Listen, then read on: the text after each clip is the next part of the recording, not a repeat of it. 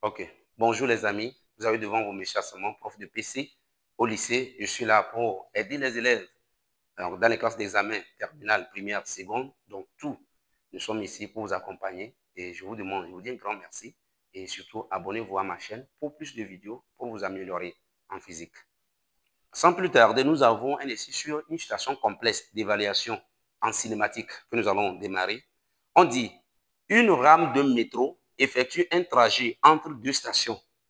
Partant de la première station, le conducteur lance sa rame avec une accélération A1 égale 2 mètres par seconde carré au bout d'une durée θ1. Lorsqu'il juge la vitesse suffisante pour pouvoir atteindre l'autre station, le conducteur coupe définitivement le courant. Différentes causes ralentissent le mouvement qu'il s'effectue alors avec une décélération constante, valeur de A2 égale à 5 mètres par seconde carré pendant une durée θ2. La rame s'arrête à la deuxième station séparée de la première par une distance petit d égale 875 mètres. Consigne. Déterminer les durées θ1 et θ2 des deux phases du parcours. OK. OK. Dans cette situation d'évaluation, d'abord, il faut recenser toutes les données qui vont te permettre de faire notre situation complexe. Alors, le métro, rame de métro a effectué deux phases. D'abord, il y a la première phase que nous allons déterminer. Première phase. Voilà. Première phase, quelle est la nature du mouvement? Retenez que c'est un mouvement rectiligne uniformément accéléré. Donc, c'est un mouvement rectiligne puisqu'il quitte d'une station à l'autre. Mouvement rectiligne uniformément accéléré. Pourquoi? L'accélération A1 est une constante et positive. Alors, si nous savons que c'est un mouvement rectiligne uniformément accéléré avec A1, une constante, là, on va rapidement déterminer les équations horaires pour cette partie. Alors, on va noter V1. Vous savez que d'abord, je vais rappeler OM est égal à demi de AT carré plus V0 T plus X0, donc plus OM0, ça c'est les équations. Vous connaissez déjà. V est égal à quoi? Donc, AT plus V0. Voilà. Comme nous sommes à la première phase, je vais noter là-bas. V1. V1 serait égal à quoi? Ça fait A1T plus maintenant. Donc, ça fait A1T plus. Donc, est-ce que nous avons, quand vous regardez, A1T plus V0. Voilà. On dit une rame de métro. Donc, ici, il n'y a pas une vitesse. Donc, ça fait A1, donc plus T. Alors, donc ici, V0 n'existe pas. Donc, V0 est égal à 0. Donc, ce qui veut dire que on remplace maintenant pendant une durée θ1. Donc, T égale à θ. Donc, on aura V1 égale à A1 θ1. Maintenant, nous prenons X1. On dit quoi? Ça fait 1 demi de AT carré. Voilà. Ça fait 1 demi de AT carré. Donc, ça fait 1 demi de A1 T carré plus V0T. V0 n'existe pas. Donc, ça fait 0. X0 aussi n'existe pas parce qu'il quitte tout ça là. Donc, alors, disons considéré comme l'origine. Alors, pendant une durée θt, donc ce qui veut dire que ici, x2 est égal à quoi? Ça fait demi de A1 θ1 le tout au carré. Voilà. Maintenant, deuxième phase.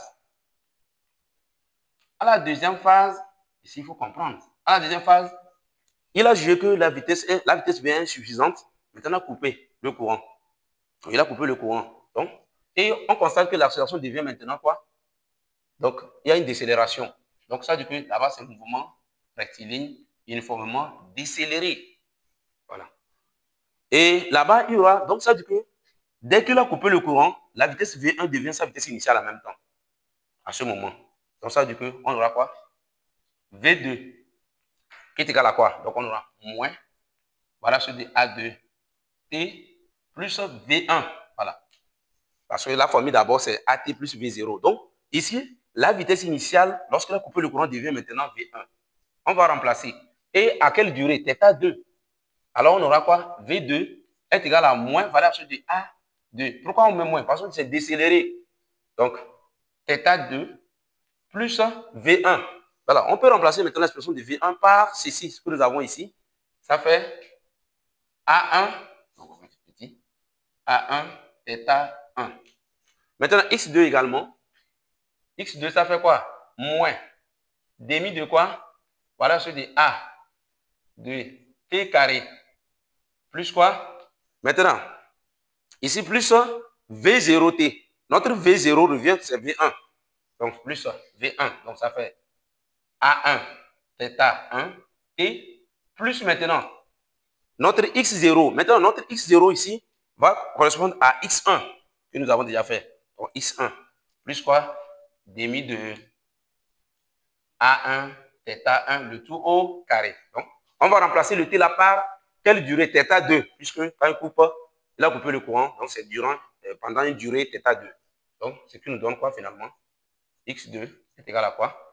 Moins demi de A2, θ2, le tout au carré, plus A1, θ1, θ2, plus quoi? Demi de quoi? A1, θ1, le tout au carré. Voilà. Regardez maintenant les équations horaires pour chaque phase. Maintenant, la troisième étape que nous allons, donc, disons que ici, c'est la première étape pour les deux. La troisième étape, nous allons trouver la relation, donc, relation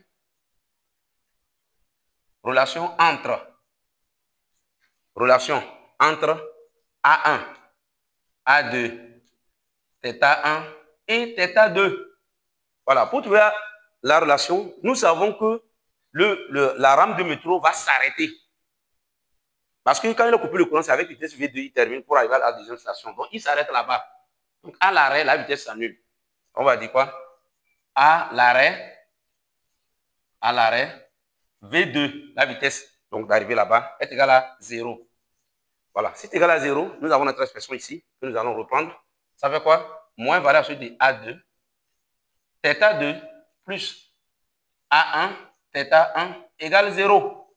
Donc, nous allons ici tirer θ2 en fonction des trois là.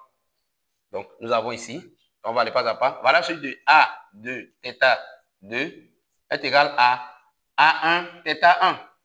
Pourquoi j'ai... Parce que lorsque vous ramenez ça, ça fait moins, donc les moins partent. C'est déjà bon. Alors, d'où? Donc, on va... θ2 égale à quoi finalement? Donc, on va tirer θ2. Ça fait A1, θ1 divisé par valeur absolue de A2. Voilà, regardez l'expression donc de A2. Donc, nous allons prendre cette expression-là maintenant, remplacer dans l'autre. Alors, pour cette étape, suivez encore. Nous savons qu'il va s'arrêter. Mais n'oubliez pas aussi de dire que quoi? On a, donc la deuxième étape, on a X2 égale D. Parce qu'il va s'arrêter. Or, la distance qui sépare la première station et la deuxième, ça fait grand D. Donc, nous allons donc continuer avec ça. Nous allons remplacer θ2 dans l'équation horaire au niveau de X2. C'est très important. OK. Nous avons X2. Nous savons que X2 égale à D, ce qui implique, vous avez votre équation horaire ici, moins demi de valeur sur de θ2. Donc, c'est ça qui est ici d'abord. θ2 au carré. Plus quoi? A1, θ1, θ2, plus demi de quoi? A1, θ1 au carré égale petit d. Voilà. On multiplie tout par 2. Moins valeur sur de A2, θ2 au carré, plus 2 fois A1, θ1, θ2, plus quoi? A1, θ1 au carré égale à 2 fois D. Alors, nous allons maintenant remplacer notre θ2 que nous avons trouvé ici dans cette relation. Là où il y a θ2, nous allons remplacer par ça. Alors, moins valeur sur de A2 fois quoi? A1, θ1 sur valeur sur de A2. Le tout au carré plus 2 fois A1, θ1, facteur de quoi? A1, θ1 sur valeur sur de A2. Plus A1, θ1 au carré égale à 2D. OK. On continue. Alors, lorsque vous élevez ça au carré, vous allez constater qu'il y aura valeur sur de A2 au carré. Donc, il va partir avec ça. Il va rester valeur sur de A2 au dénominateur. Donc, ce qui nous donne moins A1, θ, donc A1, donc A1 au carré, θ1 au carré, A1 au carré, θ1 au carré, sur quoi? Voilà celui de A1. Donc vous allez voir celui de A1, pardon, A2. Plus maintenant, développer ici également, vous aurez A1 au carré, θ1 au carré, sur valeur celui de quoi? A2. Okay. Ici, vous aurez maintenant ici quoi? Là-bas, je vois si on n'a pas raté quelque chose. Ok, là-bas, c'est bon. Donc, on avait multiplié par 2. Donc, il y avait des millions. Plus quoi? Plus A1, θ1 au carré égale à 2 fois D. Ok, suivez. On va aller rapidement. On peut effacer donc cette partie. Je pense que c'est bon. Voilà, on continue. Regardez bien. Les deux ont le même dénominateur. On fait la somme des numérateurs. Ça, tout le monde est d'accord. Les deux ont le même dénominateur. On fait la somme des numérateurs. C'est très important. Vous avez compris. Alors, il va me rester quoi? Il va me rester A1 carré et A1 carré sur ceci. C'est ce qui va me rester. Parce qu'ils ont le même dénominateur. On fait la somme des numérateurs. Donc, on obtient quoi? A1 au carré, θ1 au carré, sur valeur celui de A2, plus quoi? A1, θ1 au carré égale à 2D. Ok, nous allons mettre θ1 au carré en facteur. Bon, on peut mettre aussi le A en facteur, hein, si on veut, il n'y a pas de souci là-bas. Parce que si vous mettez θ1 au carré, comme il y a ici au carré, ça marche. Donc, on peut mettre en facteur les deux là. Donc, on peut mettre θ1. Donc, on va dire ceci. Ou bien on met tout simplement θ1 au carré en facteur. θ1 au carré, facteur de quoi? A1 carré sur valeur sur de quoi?